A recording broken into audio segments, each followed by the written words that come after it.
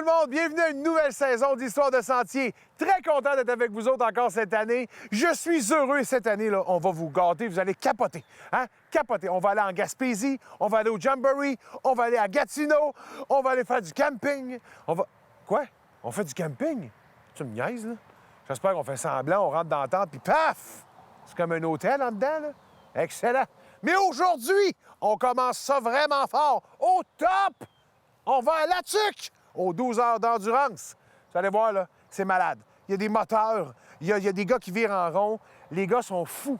Les gars sont malades. Les gars sont malades. Puis vous allez voir, Ken, il est arrivé quelque chose.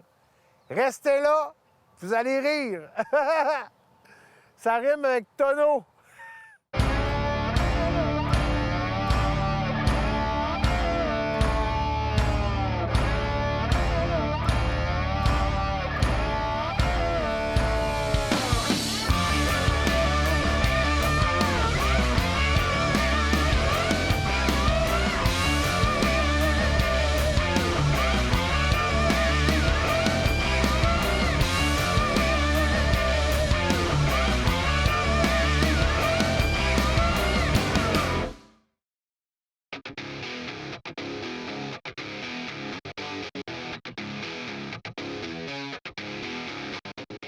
Aujourd'hui, on est à La Tuque, aux 12 heures d'endurance de La Tuque. La place la plus haute internationalement pour faire du quad, du side-by-side, du motocross, c'est ici, en fin de semaine. On vous montre ça maintenant. Bonne saison! Wouhou!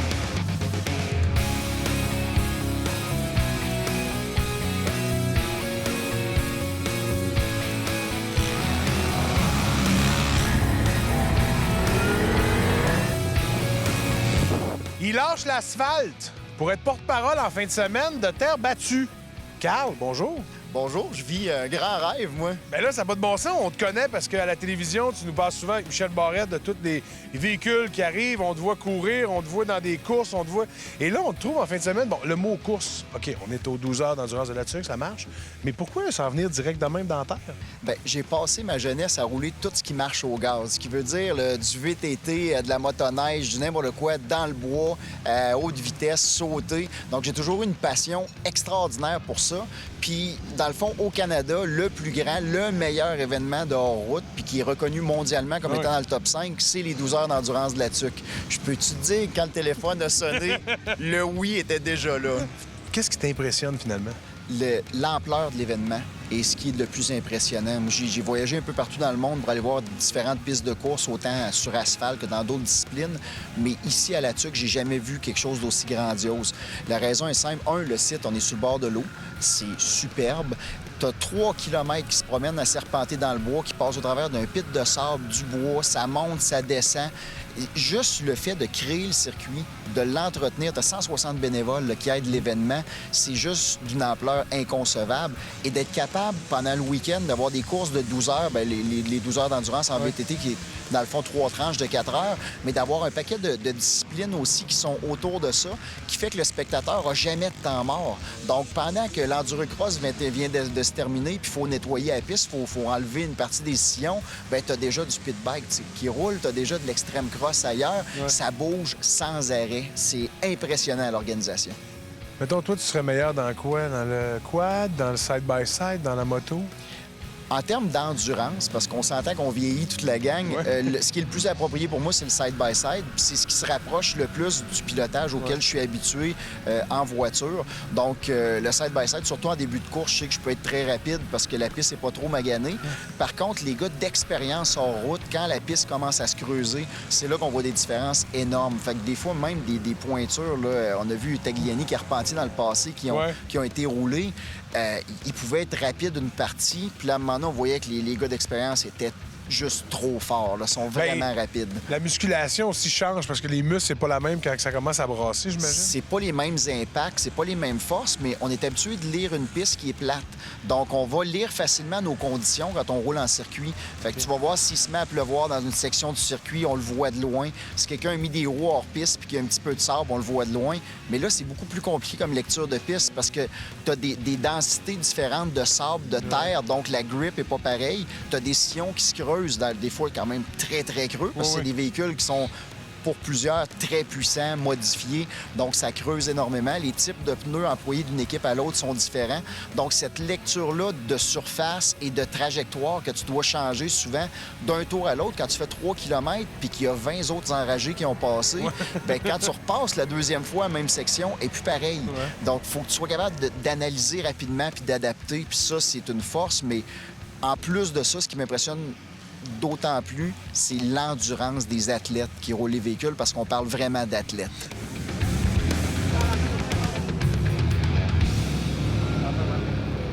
C'est avec honneur, avec plaisir, que je suis avec le champion du Québec, catégorie côte à côte, non modifié, Ken McDonald. Come on! Merci, merci. Ken, t'as de la pression cette année, hein? Non. Arrête, t'es le champion incontesté du Québec dans cette catégorie. Le champion de l'année passée, oui, mais là, écoute, cette année, c'est pas commencé. On a la qualification de fait. Alors, dis-moi où il y a des dangers sur la piste. Bon, les pièges, là, évidemment, les 2 petits sauts qui sont là, départ. Après ça, c'est au fond, mais faut pas oublier le 3e là-bas où il y avait l'ancien tuyau. Il faut pas oublier que ça se jump pas. OK. Puis genre, stratégie, mettons? Écoute, c'est une course d'endurance de 2 heures. La stratégie, c'est de finir la première heure. Malheureusement, il y en a qui vont briser. J'espère que ça sera pas mon cas, mais il y a toujours un bris, un qui va se mettre sur le capot dans le fond là-bas. Et ma stratégie, c'est vraiment laisser passer les gros moteurs.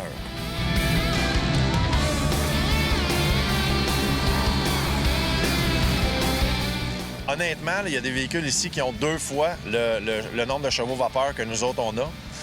Fait qu'on n'est pas vraiment dans la même course, mais sur la même piste. Fait que quand t'entends un gros bruit en arrière, tu dis, bon, c'est le temps de me tasser, puis tu veux pas qu'il passe sur toi. Qu'il y ait un accident ou quelque chose de même, ou un c'est une autre accrochage. affaire.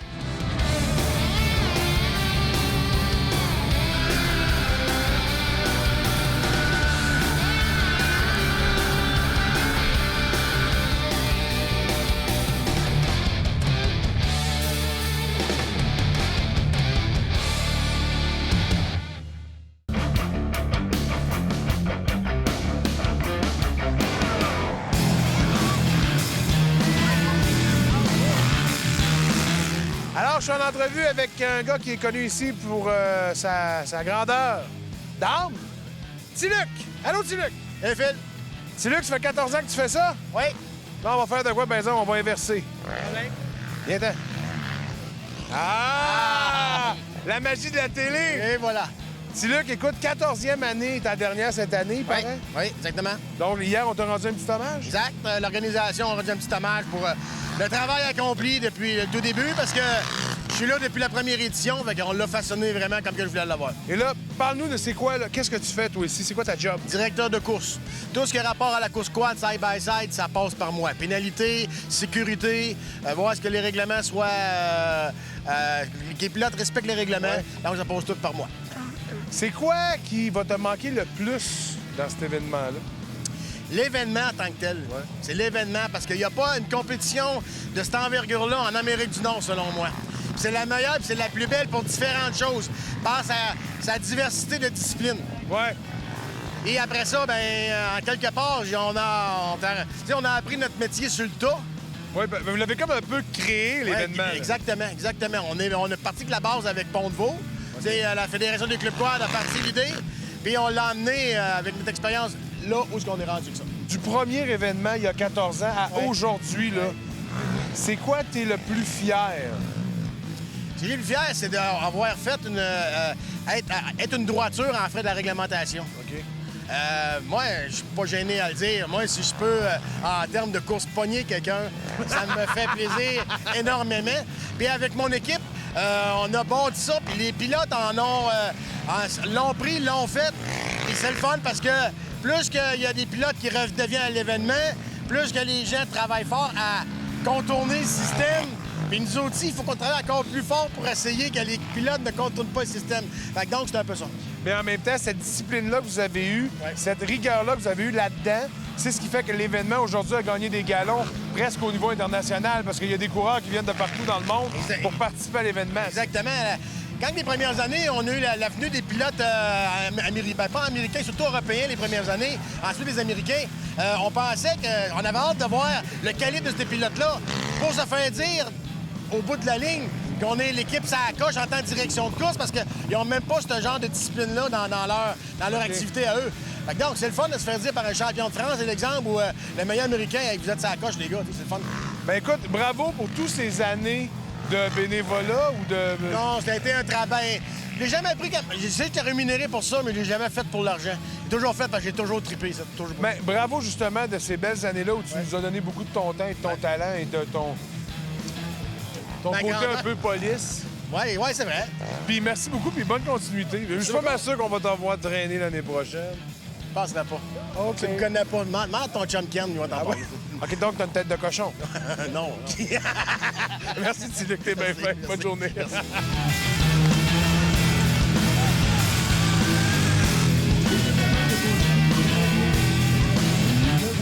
Amélie, écoute, t'es une passionnée. Pendant des années, t'as fait le 4 roues. Puis à un moment donné, il s'est passé un petit accident. Tu veux-tu nous en parler un peu? Oui, c'est ça. J'ai roulé en 4 roues, dans le fond, beaucoup. J'ai commencé pour la peine, là, à 24 ans. J'avais quand même gravi les échelons quand même assez bien. J'avais 2 championnats dans la catégorie expert là, contre les gars en endurocross. Ça allait très bien jusqu'à mon accident à l'âge de 29 ans, en 2011, en fait, que j'étais couvreuse. Dans le fond, j'ai installé le bardeau sur les toits, puis j'ai chuté une chute de 35 pieds, ce qui m'a rendu paraplégique. Malgré ça, tu as décidé de fil en aiguille de... Est-ce que c'est sûr qu'il y a eu une adaptation à faire pendant un bout de temps, j'imagine, parce que tu as appris à revivre différemment. Mais d'où t'es venue cette idée-là de te lancer dans le côte à côte? Bien, en fait, c'est que le deuil de la course, j'ai jamais été capable de le sortir de moi. À chaque fois, je voyais sur Internet ou quoi que ce soit, les gens se préparer pour les compétitions, là, ça m'arrachait le cœur à chaque fois. Fait que je me suis donné le temps de faire ma réadaptation, de gérer un peu mes affaires, mais intérieurement, je me disais, non, un jour, il faut que je retourne sur une track, ça se peut pas. Puis quand il nous est venu l'idée de s'acheter des côtes à côte seulement pour faire du sentier, de la balade, là, je me suis dit, ça pourrait être intéressant. Mais il a quand même fallu que tu fasses des modifications sur ton côte à côte. Oui, à cause de mon handicap. Donc, c'est sûr que j'ai été obligée de tout mettre ce qui était des pédales, de mettre la conduite au volant. Donc, au volant, j'ai d'un côté l'accélérateur, l'autre côté les freins. Puis, on a fait une plaquette pour pouvoir vraiment stabiliser mes pieds. Donc, les jambes pour pas me blesser aux jambes pendant que je roule. Au niveau de, mettons, l'adaptation de la conduite, parce que là, c'est dans un terrain accidenté, il y a des sauts, il y a des... Comment tu t'es pris pour faire ça? Vu que je faisais un petit peu de sentier l'hiver, j'avais eu le temps de m'habituer un peu avec la conduite, la machine et tout. Donc, quand j'ai fait ma pratique et ma qualif ce matin, ça allait vraiment super bien. Après déjà un tour de piste, j'étais déjà très familière avec la machine. Avec la conduite, c'était... Donc aujourd'hui, c'est la première fois que tu fais un circuit de même, là?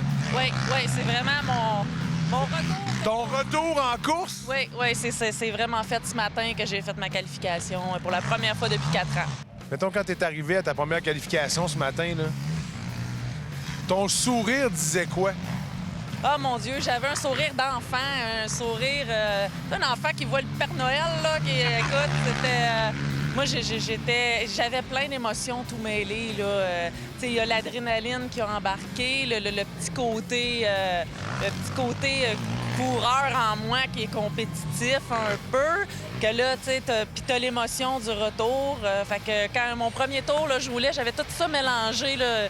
Je me retenais quasiment pas qu'il y ait une larme qui me coule toute seule là, dans mon casque en roulant. T'es-tu donné un objectif, genre, pour la fin de semaine, que clairement, dans ta tête, tu t'es dit « ça, c'est mon objectif ». Oui, bien, mon plus gros objectif, c'est vraiment de réussir à le finir. Les bras toffent vraiment toute la course, que la machine ne brise pas. Fait qu'il faut vraiment que je gère à pas être trop difficile sur la machine aussi. C'est le seul objectif vraiment pour dire là, que je me suis fixé. Je veux pas me mettre de pression avec les résultats. Avant, j'étais vraiment du style à aller aux courses que pour gagner. Je m'entraînais, il fallait que je gagne. C'était mes championnats qui étaient en jeu. Là, je veux y aller pour le plaisir. Ton accident a-tu changé ta vision de la course, mais aussi ton approche par rapport, justement, tu dis, tu étais là pour gagner, tu étais peut-être un peu agressive de vouloir gagner. Aujourd'hui, comment tu te sens là-dedans? Je pense que j'ai maturé là-dedans beaucoup. Avant, le danger, c'était pas pour moi. C'est pour les autres, ça, le danger. T'sais. Maintenant, je réalise que ça peut arriver à n'importe qui, puis y compris moi. Donc oui, je suis vraiment... j'ai un cerveau maintenant.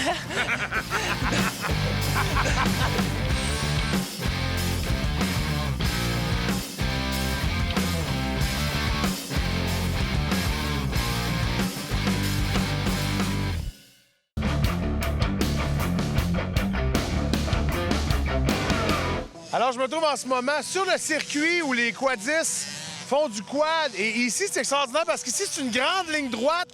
Mais au bout de la ligne droite, dans le milieu, en fait, il y a une petite curve qui fait... Ce qui fait que les coureurs doivent ralentir, donc freiner, et après redonner de la puissance pour redécoller. Mais gars, je vais quand même les aider un peu.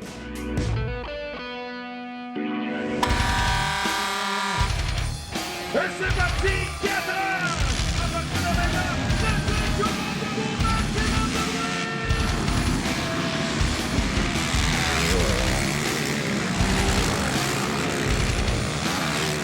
Qu'est-ce qui fait la réputation des 12 heures d'endurance de la TUC? Bien, c'est le type d'événement. Il n'y a aucun événement qui ressemble à ceci. C'est vraiment, là, ça équivaut à un championnat au complet d'un été en une fin de semaine ensemble. Au niveau physique, tu t'es préparé comment pour venir ici? On a fait plus de mécanique que d'entraînement, parce que c'est beaucoup de préparation pour la machine venir ici. Puis c'est au début de la saison, il y a eu des conditions climatiques qui ont fait en sorte que ça a pris plus de temps avant que les circuits soient disponibles pour qu'on puisse aller pratiquer. Y a-tu une pièce de votre machine que vous faites vraiment attention pour mettre la meilleure dessus, suspension, les moteurs, je sais pas c'est quoi? C'est vraiment un ensemble de tout. Toutes les petites bottes sont vraiment un détail qu'il faut pas oublier. On passe le bicycle au complet, on met beaucoup d'heures à la préparation, pas qu'il y ait un fil qui se coupe, une hausse qui casse. C'est vraiment là, mais l'important, c'est vraiment les suspensions. Ça vient beaucoup défoncer le terrain, puis c'est une question de suspension. Okay. Jean-Philippe, as-tu déjà gagné ici à la TUC en 12 ans? Oui, j'ai déjà gagné à trois répétitions, puis beaucoup d'autres podiums. Mais il y a des années aussi qui arrivent des ennuis mécaniques. Ça fait partie de la game. Cette année, on t'en souhaite pas, puis on te souhaite la première place. On a tout fait pour. Je te trouvais relax, tranquille, avec ta bière. Tu relaxais. Je me suis dit, mais qu'est-ce qui se passe, Mathieu? Ah, écoute, malheureusement, ça fait partie du sport. Ça faisait environ 30 minutes que je roulais, puis je commençais à sentir que le moteur avait un bruit bizarre. Machine complètement neuve. Puis j'ai fait environ 1h30, puis je suis arrivé dans les puits pour changer de pilote. Il dit à Bobby, je sais pas si comment de temps tu vas t'offrir, mais ça commence à faire des bruits bizarres dans le moteur, je sais pas. Comment tu te sens dedans, là? T'as pas le droit de sacrer. Ben écoute, pour vrai, je me sens surtout déçu. On a une super bonne équipe. J'ai Adrien qui est descendu de France pour courser avec nous cette année. Donc lui, il part de loin, là, puis il a même pas eu le temps de courser un tour. Fait que je me sens surtout déçu, je me sens un peu mal pour lui. Donc, je suis surtout très déçu de toutes les heures que j'ai mis là-dedans, puis je regarde tout ça, puis je me dis qu'au bout du compte, ça absolument s'est rien servi, mais ça fait partie de la game. Ben, exact, on peut dire shit happen. Ouais, ça, on peut le dire très fort, shit happen en maudit, puis... Écoute, je sais qu'on va vous revoir l'année prochaine. Ouais, écoute, c'est sûr qu'on est tout le temps, on est une bonne équipe compétitive. On avait le meilleur temps en qualification, quasiment 3 secondes plus vite, fait qu'on était dedans en masse. Mais malheureusement, là... Ben, on se dit à l'année prochaine. Ouais, on se dit à la prochaine.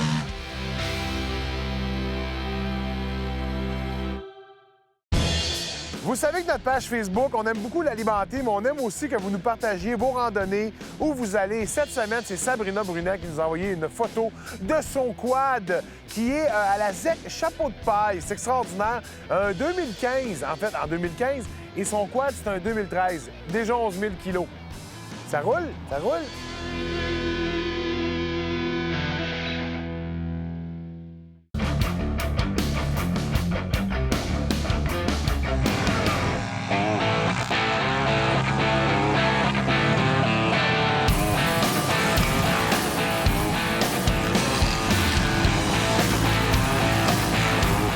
Qu'est-ce que tu souhaites à l'événement, genre? La longévité. Parce que l'équipe qui est derrière ça a beaucoup de cœur, autant ceux qui sont de Ville-de-la-Tuque directement, en passant par le maire, par tous ceux qui sont impliqués, l'équipe de bénévoles. Tout le monde y met un cœur extraordinaire à chaque année dans l'événement. Et les efforts qui ont été faits dans maintenant la 14e année, puis l'ampleur, puis la crédibilité que l'événement s'est bâti, il faut que ça dure longtemps. On a des pilotes qui viennent des États-Unis, des pilotes qui viennent de la France, mais l'aura commence maintenant à déteindre sur les gens qui sont habitués au sport automobile sur piste. C'est un peu une des raisons de ma présence ici. Je suis en train de faire le lien, entre autres, avec le Grand Prix de Trois-Rivières, et de plus en plus, j'ai des gars de circuit qui m'appellent, disent « Carl, qu'est-ce que tu en penses en side-by-side? J'aurais-tu des chances? Penses-tu que je pourrais être bon? » Et là, les 12 meilleurs de la TUC s'en vont rouler au Grand Prix de Trois-Rivières et ça va, je pense, augmenter l'engouement. Donc, ce que j'espère, c'est que l'événement continue de prendre de l'ampleur, continue d'évoluer aussi puis de s'adapter. Il y a 3 ans, ils ont introduit le side-by-side. Aujourd'hui, c'est en train de devenir une discipline reine de l'événement. Donc, il se passe quelque chose et les gens de la TUC ont tellement de passion qu'ils peuvent faire évoluer l'événement. Merci beaucoup, Carl. Puis je pense qu'ils viennent de se trouver en toi-même un excellent porte-parole pour les prochaines années parce que, Colin, tu connais ça vraiment beaucoup. Merci. Beaucoup de passion, puis une belle équipe qui m'entoure. Il n'y a rien de mieux. Merci beaucoup. Ça fait plaisir.